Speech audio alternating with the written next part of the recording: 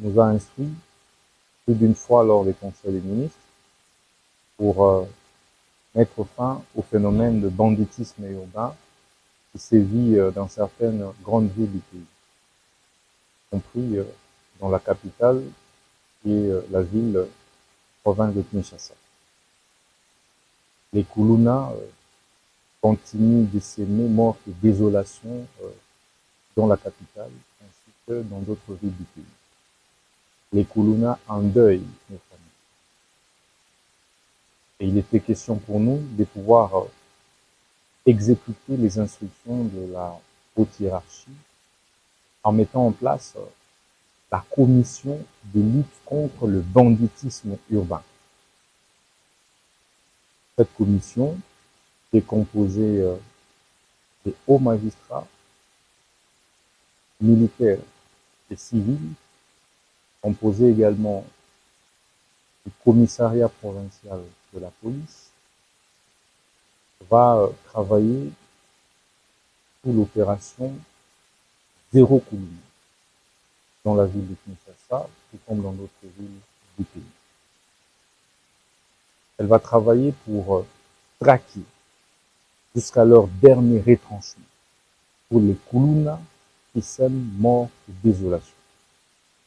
À partir de demain, la commission va lancer l'organisation des procès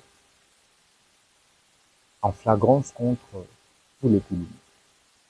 Tout celui qui sera attrapé sera arrêté, jugé, condamné. Comme vous le savez, ils seront tous condamnés pour terrorisme, parce que les actes qu'ils posent sont des actes qui relèvent purement et simplement du terrorisme. Ils sont donc punis de la peine de mort.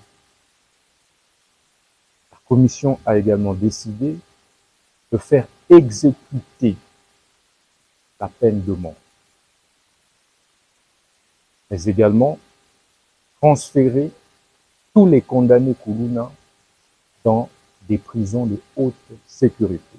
Le premier lot des Kuluna qui sont condamnés cette semaine sera évacué à Ngenga et dans d'autres prisons déjà ce week-end. Des bouclages seront organisés dans les quartiers, rues de Kinshasa.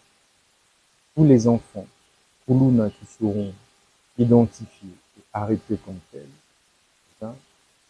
seront jugés, condamnés. Et comme je l'ai dit, nous allons procéder à l'exécution de la peine de mort.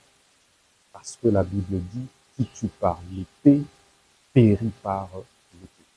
La deuxième mission phare de la commission mixte est de pouvoir traquer tous les auteurs des nuisances sonores, diurnes et nocturnes. Tous ceux qui se livrent à déranger la quiétude des voisins seront non seulement interpellés, mais se verront également confisquer leurs biens et contraints à payer de lourdes amendes à l'État congolais.